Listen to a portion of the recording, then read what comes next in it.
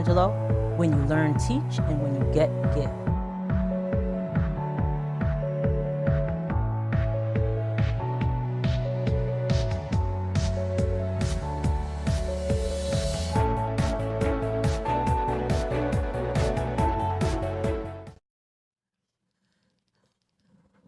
Welcome to Conversations with Verdel Jones. I'm your host, Verdel Jones.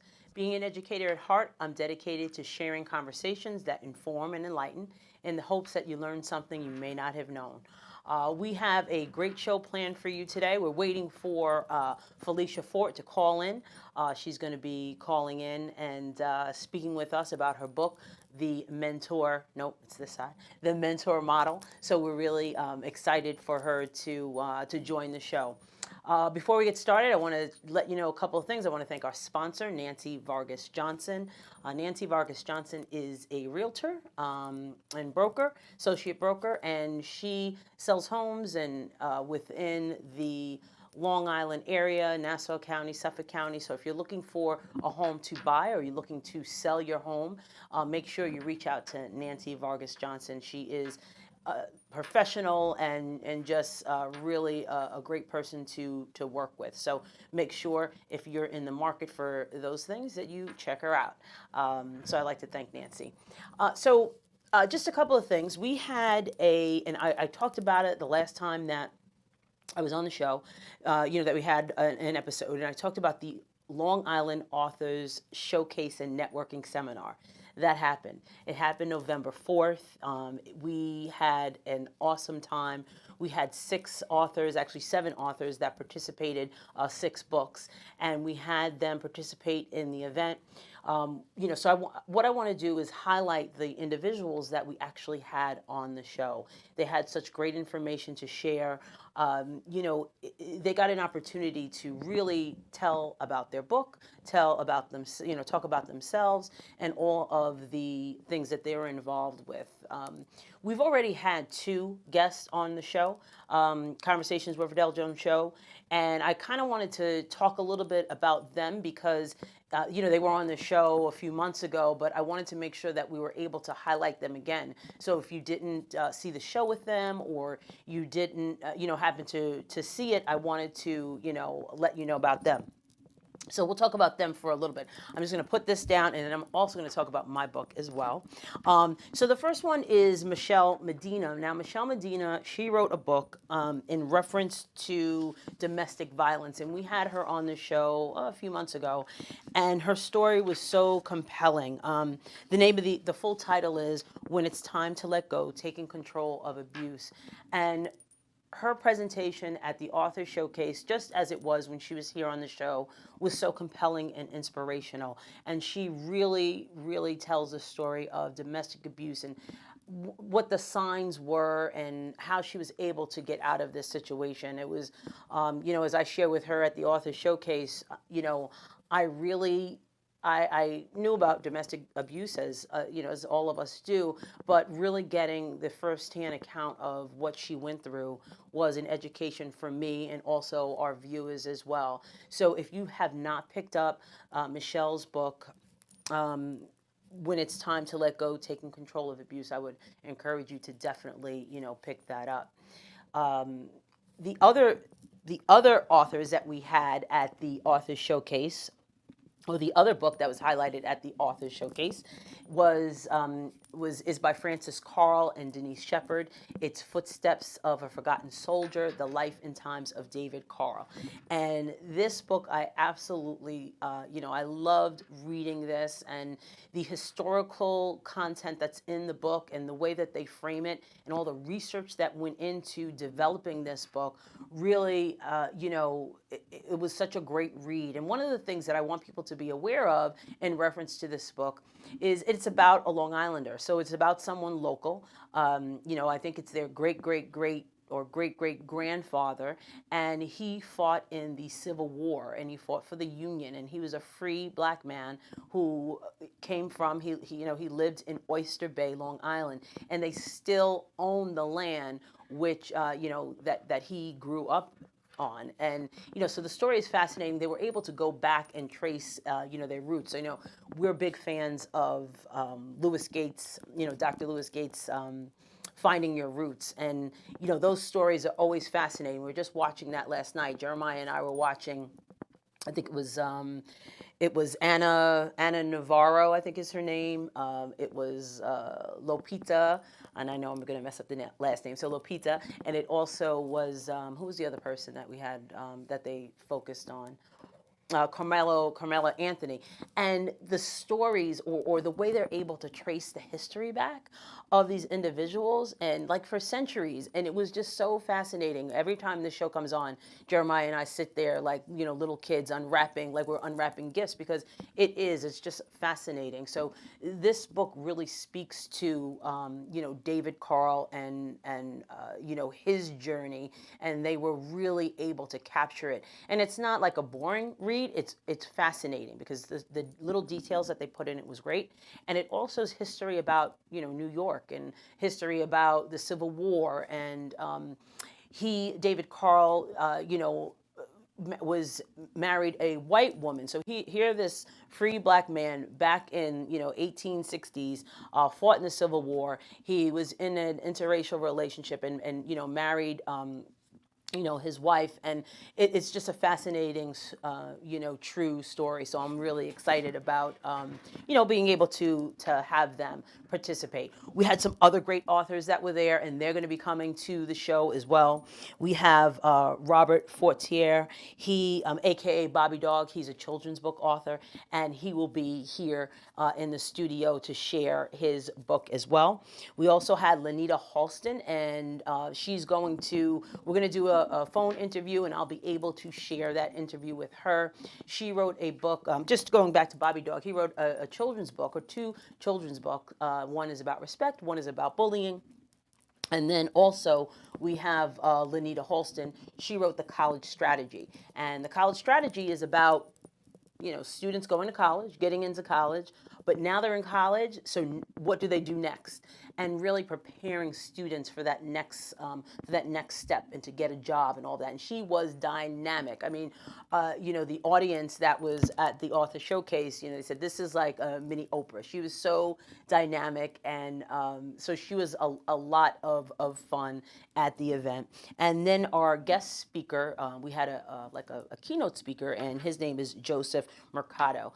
He wrote a book in reference to the law of replacement, so replacing your negative thoughts with positive thoughts, and he gave a wonderful presentation, that really, I think touched everybody that was there, and really gave some great tips in reference to authors starting out and what they could do in reference to becoming an author and what you need to do. So he gave some good tips about that. I want everybody to make sure that they are on the lookout for the videos.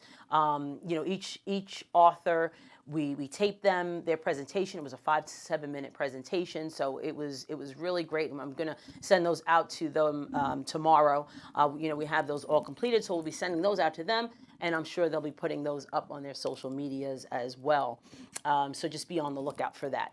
The other thing I wanted to let you know is all of the authors that participated, I have all of their contact information.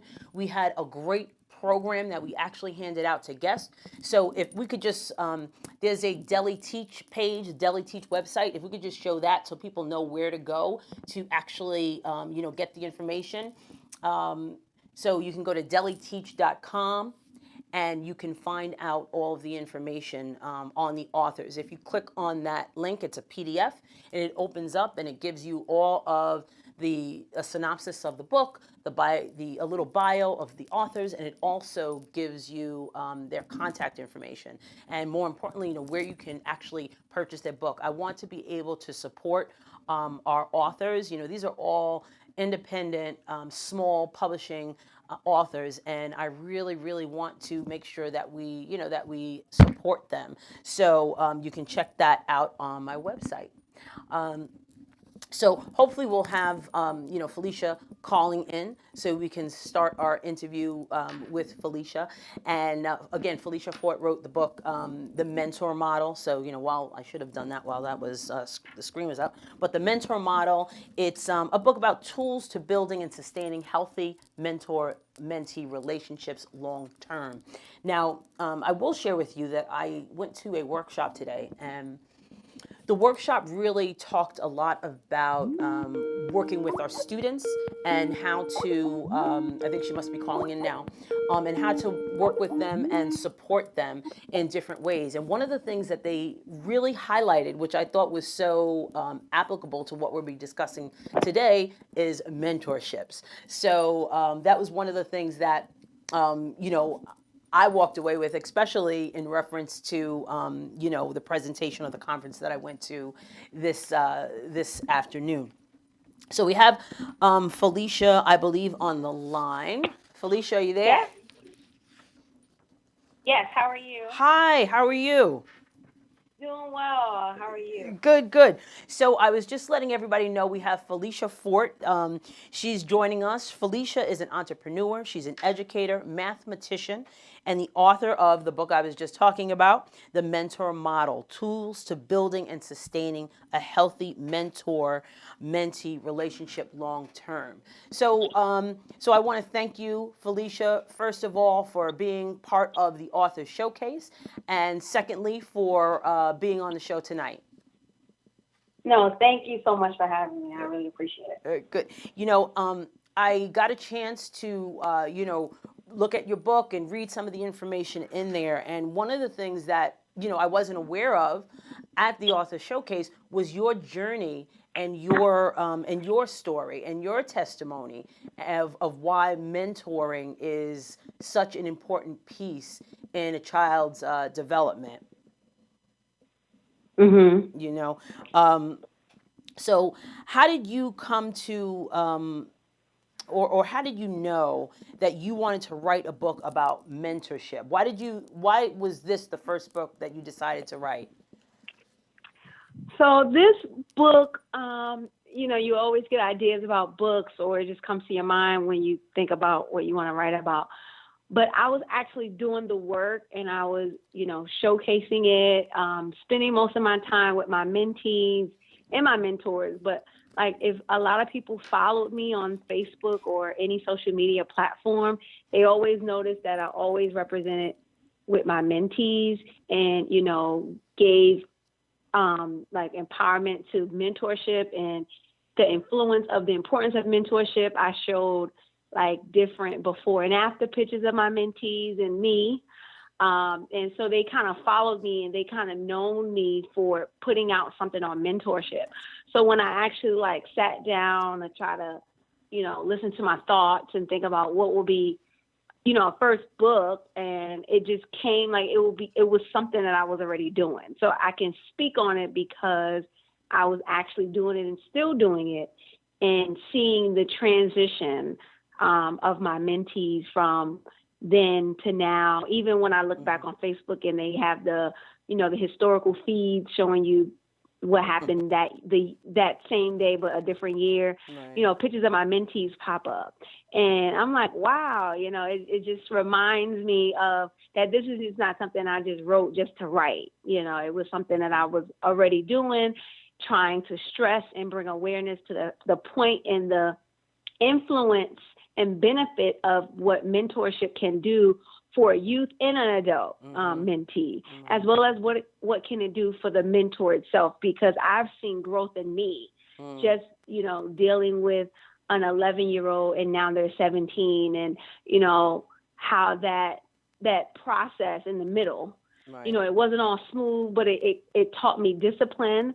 It taught me to, not just, remove myself if they're not following my strategies or if they're being disobedient to their parent, but stick in it and, see where it can go. And as I stuck in it, regardless if the mentee was not, being being obedient, but very remissive to, any type of advice I gave after they hit the teenage year, the more that I stuck into it, you see that now as they're 17, 18, it's now unfolding and now they're getting it. And it's like, now they say, well, thank you for not giving up on me. Right. And I say, well, thank you for showing me an inner strength that I didn't know I had. Mm-hmm. So it's definitely something that I was already doing. So I was like, might as well, put it in words. Right. So, where did mentorship actually begin, and where did we see it biblically and now? Like, what, we always throw the word out there, mentor, but what really is a mentor? Yeah, so biblically, it's referenced throughout the Bible. I like how Jesus is known as a mentor because he had 12 disciples. You could say they was his mentees, right. And he kind of led them to where they fit. Right, every disciple was not supposed to do the same thing. They were called to do a certain task, and Jesus led them to that task, or to find whatever he brought, whatever they had in them out of them. And none of the mentees had the same outcome. So that's exactly what a mentor is someone, you can have so many different mentees, but they're all not going to end on the same, track, right? They all have different paths. And your goal as a mentor is to bring it out of them. Right. And, Jesus never discouraged, right? He never gave up. And regardless if they was not following his to-dos, he still, taught. And he still said, he never blamed. And that's what I call in my book, I call it pro-sequences. Like we're not going to blame you for not listening to what we said or not listening to what your parents said, but we're going to, have you decide and have you bring it out what you believe you did wrong or what you could have done better. Or now that you decided to take that path and you see the result, what can you do differently now because you're still here? Right. So that's exactly what, biblically he did. He never said, don't do it that way. He just said, this is the way, but even if they weren't obedient, he never was dismissive. And so he kept doing what he had to do as a mentor to lead them to where they have to go, because our goal is to bring the best out of everyone, regardless of what age. So if they have a goal, when you meet a mentee, they should tell you what they want. Like they should tell you their overall, and if their overall plan, what they want to be or what their goal is, and then that's for you. If they don't know, like based off the age, then it's, as a mentor, it's for you to bring it out of them. Right. And sometimes bringing it out of them is not just through words, but just taking them along the journey and allowing them to develop that way.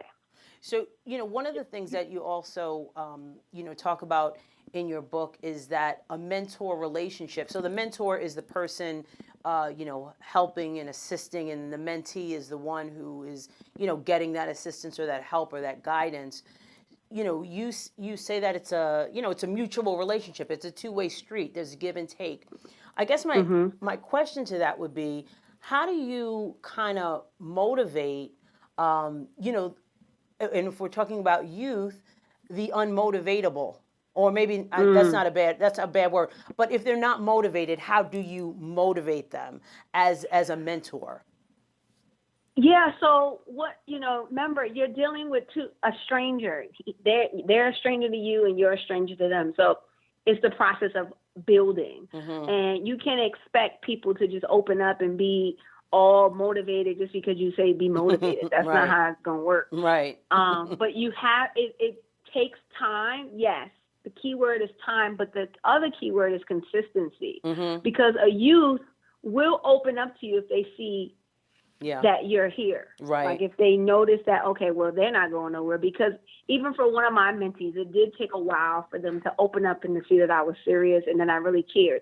They want to hear that C word, that you care, and not only hear it words, but see it. Actions. Yeah. And that's when they would then like just do a 360, like, oh my God, like, I didn't even know you opened up. Now you're comfortable. And that's when you now go into the other phase. And then, but another way is to give yourself. right? They want to know that you're human.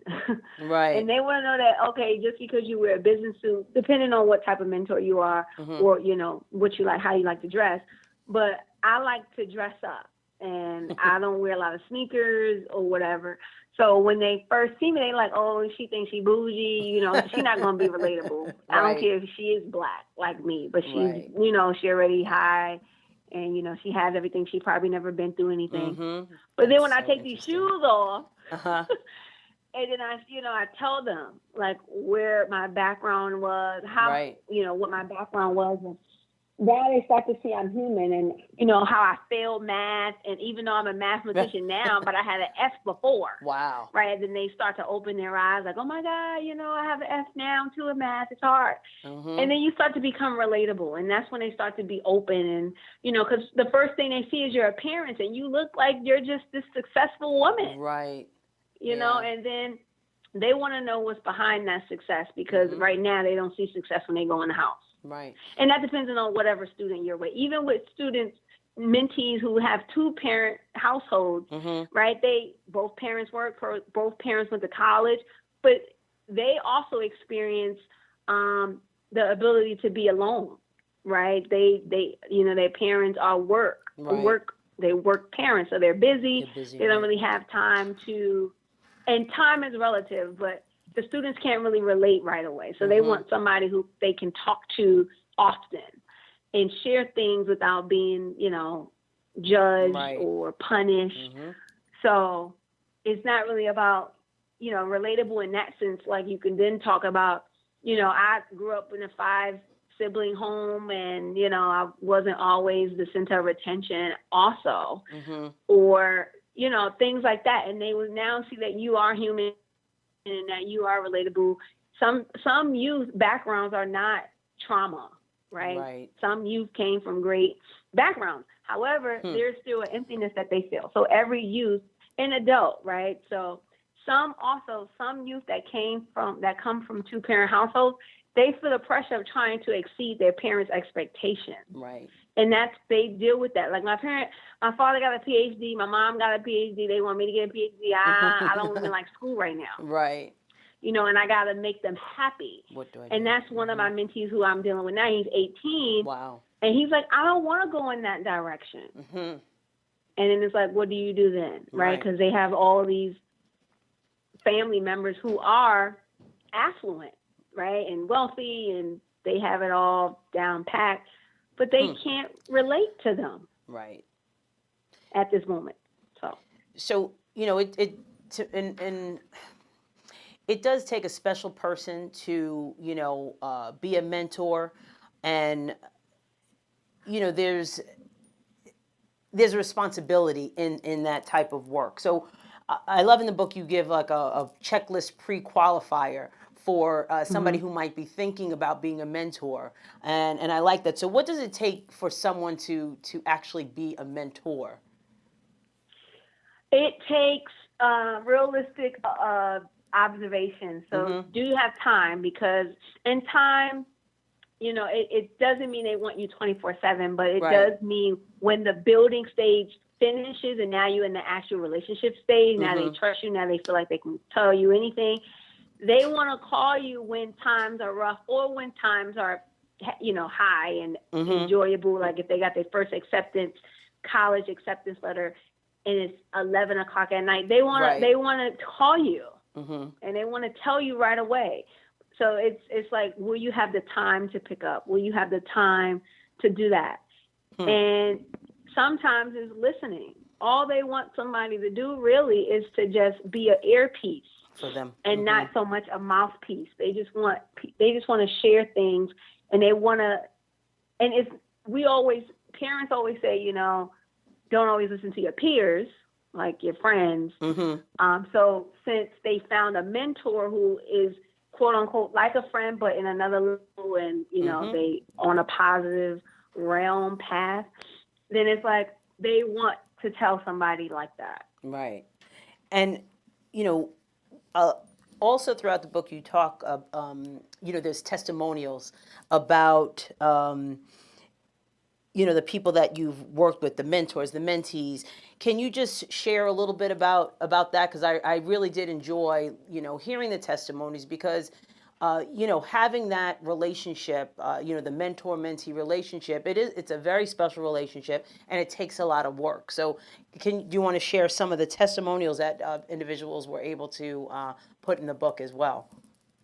Yeah, I had fun with that part, because you can't really connect with every youth or every adult mentee. So it's other mentors out there that have similar experiences or different experiences that, it always didn't start right, but they saw the beauty at the end, or they ended the relationship, because I didn't want the book to seem like it's just this, amazing journey of a youth or adult mentee and a mentor who's just never had problems, and they always got the time, and they always got to listen to their ear, and they just give they're just very consistent, like they're perfect. Right. No.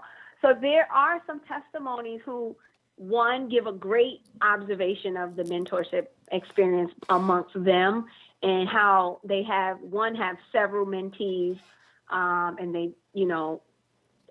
share different descriptions of each, and how they relate to her, and how it's different. Mm-hmm. So each relationship that she had with her mentees are all different. So that's right. One testimonial. Another testimonial said, "Oh my goodness, I couldn't stand." From a mentee's perspective, I couldn't stand my mentor. She was always busy. He was always busy. But then when he communicated to his mentor, and shared and laid some boundaries. This is a mentee talking to a mentor, like, "Look, I thank you for volunteering your time, but I don't feel like you're giving me enough." Wow. And then once he set the boundaries and said, "I really do like you. We do have a lot in common, but you're not available." Right. And that's when the mentor, and I always talk about switch roles in the book too. Mm-hmm. Like, the mentor became the mentee at that point, because he was like, "You know what? You're right. And I'm going to do better." Right. So he became obedient to what the mentee was requesting. So that's another testimonial. And then another testimony is of a youth who just wasn't receptive. Yeah. And, the mentee, she's explained her point of view, saying, "I did want to mentor. My sister, invited me or introduced me to one of her friends, and she was in the same path that I wanted to be in. I wanted to be a nurse. She was already a nurse. But I was just, at that point in my teenage years, I was just disobedient, running away from home. So I really wasn't consistent, and I really wasn't ready. So that relationship ended. Right. And I wasn't sad. Like she said, she wasn't sad, but she knows you have to be at a point where you agree as a mentee that this is, time for you, because the mentor reached out, that's true. Several times, but then the mentee didn't have no phone. She was dealing with life situations. Mm-hmm. And then she kind of just, removed herself. So it wasn't the mentee's fault at this, at this example. It was the mentee. Right, right. So just different perspectives. Sometimes the mentor can do all they can do. Right. But it's levels to it. If I can't reach them, then I also have time too. I can't waste my time in my life, to try to chase someone. Hopefully they'll reach out, and when they reach out, I'll be available. Mm-hmm. But if not, I'm going to continue to try to impact another youth or another adult mentee. Right. I guess it's a point where, as a mentor, you really have to know, sometimes, like you said, when it's time to maybe move on and be available for them if they do need you, but don't, and that's part of it. I think there's so much that goes into learning how to be a mentor, the relationships you build with your mentee. I love that you also talk about the parent involvement in this relationship. Mm-hmm. I thought that was so key. I really never thought about that perspective, and how parents, play a key role in that relationship as well. Correct. Yeah. Correct. So how do people find opportunities to mentor? So say we have people out there that are interested in being a mentor. How does one go about finding opportunities? You hear about the Boys and Girls Club. There are some organizations, I guess, out there. But what are some ways people can, research this if they're interested in working with youth in particular? Yeah, so it's several ways. Like you said, different mentorship organizations. So you can Google mentoring organizations in my area. Mm-hmm. That's usually the key phrase that to look up something is saying mentorship or mentoring organization. Another way is just so with the mentoring organizations process, there's a training process, then Right. there's a vetting stage process. So if you do set up your youth there, you'll have a more safer experience because these people that you're now allowing your child to be mentored by are going through a vetting process and a background check and things like that. So the organization is reliable just in case something goes a different way. Right. So that's a good way a good approach. However, the one side of going through organizations is that there's a term limit. So these mentors they sign a contract that says you have to give me 2 years. Like you have to give the mentee in the organization 2 years. Like you can't leave, you can't, do certain things, but you have to give us 2 years. So once that 2 years is up, they can leave if they want to. Okay. Right? Because they gave 2 years of commitment. Right. Now, if they're, staying in an area, then they can now be a mentor outside of the mentoring organization and still mentor your youth. Mm-hmm. Remember, they only have it.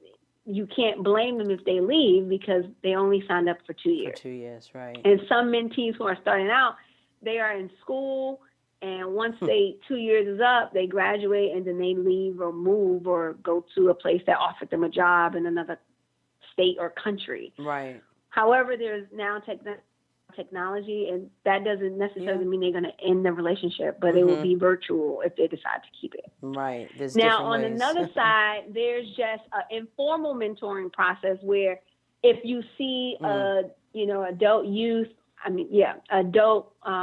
mentor or adult person who's doing well, or you connected with them through work or through church or through any other passing by, in a community realm, like they're doing something, then you can always ask them. Right. And just because you observe them, however, you don't have the background checks, you don't know any background history, so that's kind of like. But if you vet them yourself and you feel like they are good, and then you can introduce them to your child. But going through the organization is more safer a little bit because the organization is liable. Has been vetted.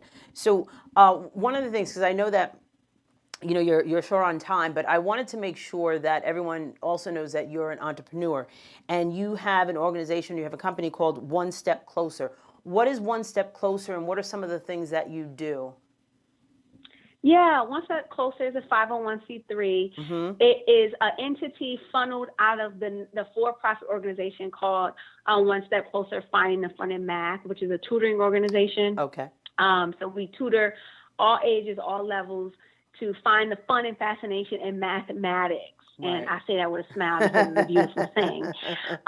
But the proceeds for the 5 years that we've been in business have been funneled to the nonprofit side, and we created five programs for youth and young adults. Okay. So we created a summer employment program called One Step Closer Summer Externship Program, where we have apprentices ages 14 to 17 years old, which is 9th through 11th graders, in DC based, work for corporate organizations for 4 weeks, and they earn a stipend, compensated stipend. They earn enrichment skills, and they earn community service hours throughout the 4 weeks.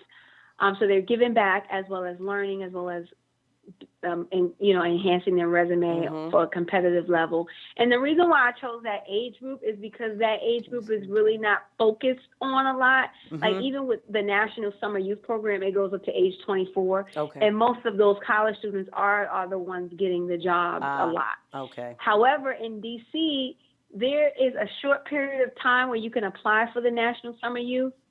And the cutoff people miss it, like, because it's like 2 weeks open enrollment, and if you miss that date, that's it. as a youth, you're out for Right. the whole summer. So I try to also connect with the summer youth people, Okay. the organization, and try to get the people who were waitlisted or who just couldn't apply in time. Got it. And so I try to give them a benefit.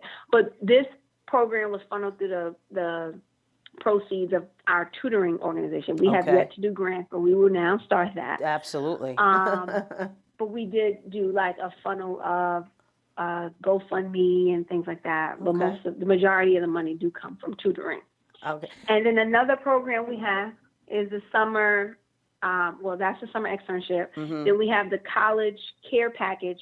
These are for high school students going into college and college freshmen and sophomores. We give them a care package of not food or oodles and noodles. We really, I'm so involved in leadership, and I really like that because that's what I learned when I was in college. So we give planners, we give resume paper, we give business card holder. Nice. We make them business cards, and we do some things for the dorm, like bed risers. Right. But we don't put oodles and noodles in there and stuff like that. We do flash drive, things like that can, great. Prepare them for, their first interview or stuff like that. Right. And we also give them recorders, right? When you're in college, you need a recorder. Right. Or to also record yourself as you're answering interview questions so you can replay it. Even though your phone has it, we also like to do the recorder. Right. And another program that we have is the college tour for high school students. So we do college. So we partner with Suited for Success is an organization in Maryland, and we partner with them to take youth high school students to different colleges on up and down the East Coast. Nice. So we've been doing that.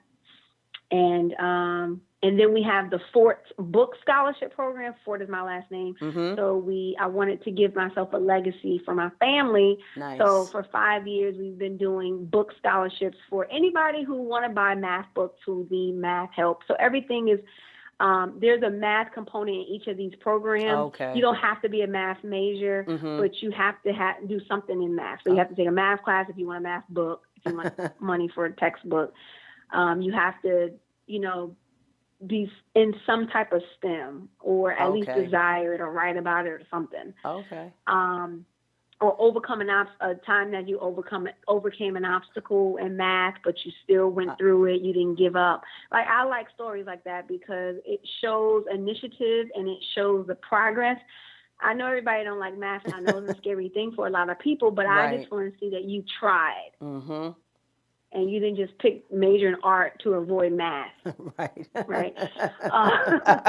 But those are the programs that we have. And this year we made 5 years old, so we gave away $10,000 in scholarships. Oh, my goodness. And we partnered with another organization to give some of their students some scholarships. But we held it at Temple University this past June when we made 5 years old. So we gave out $10,000 in scholarships, and I was really excited. That's awesome. One step closer.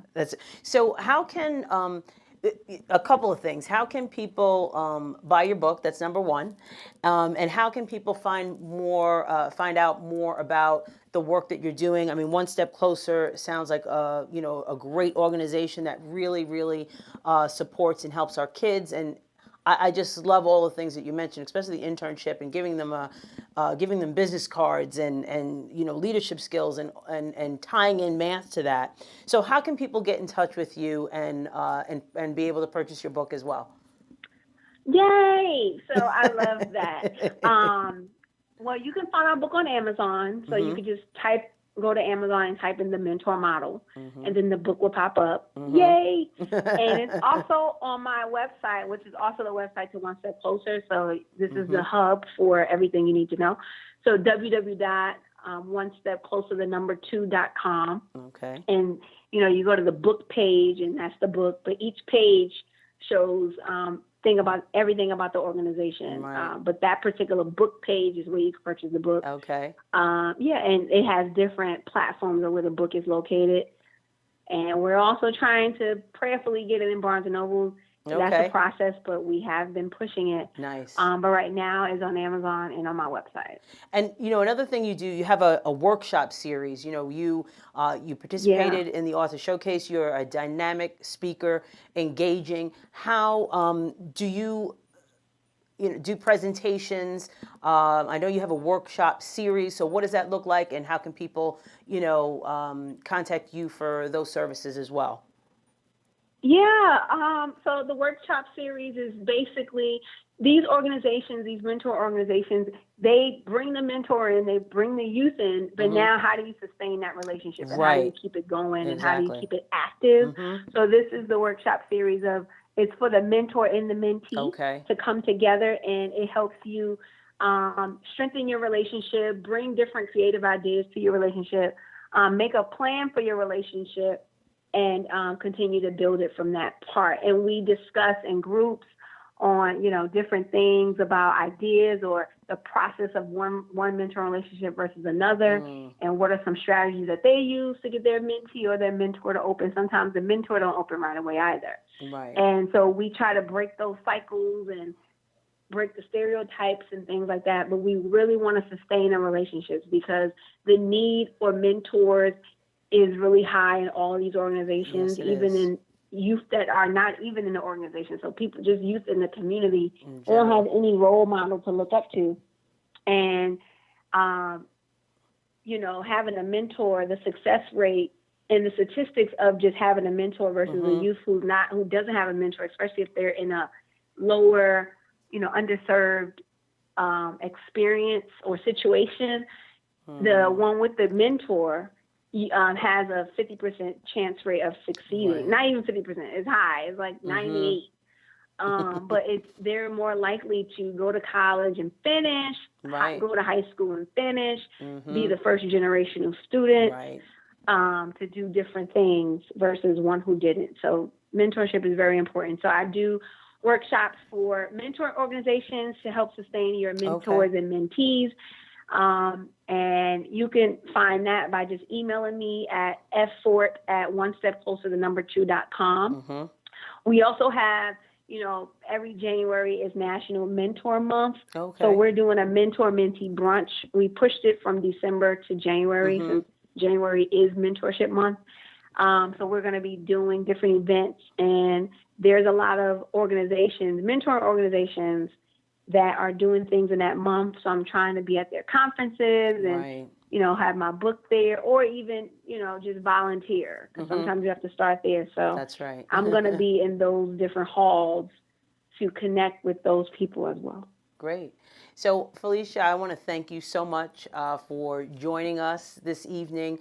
Again, I just enjoy your presentation, your delivery, and sharing, what you've learned through this process, and the fact that you have this all in a book that people can purchase and help their organizations. You have a lot of different organizations that have a mentoring component to it. This is such a great guide to really help them, as you say, sustain and keep those relationships going long term. So I want to thank you so much for taking the time to speak with us. Thank you so much. I am so happy that we got a chance to do this. Yes, absolutely. So take care. Thank you. All righty. So I want to thank everybody for watching Conversations with Verdel Jones, Felicia Fort, the author of The Mentor Model. If you go to deliteach.com, you will see all of her contact information is there. If you go to the author showcase, you'll see that the flyer there. It's a PDF. All of the authors that participated are in that PDF with their the information about their book and also their contact information. So if you have a mentorship program that you want to get going, or you're a local church and you need some information about, really having a program that speaks to this, she's a great speaker, excellent speaker, and her book is really a great guide to getting you through that process. So I want to make sure that everyone knows that you can see past Conversations with Verdel Jones shows on my YouTube channel, which is Deli Teach, and that's Liteach, so you can see all of the past episodes that we've had. I also like to take the opportunity to once again to thank Nancy Vargas Johnson. If you are looking for a home or you're selling a home, make sure that you contact Nancy within the Long Island area. So again, I want to thank everybody for watching, and I'll see you next time.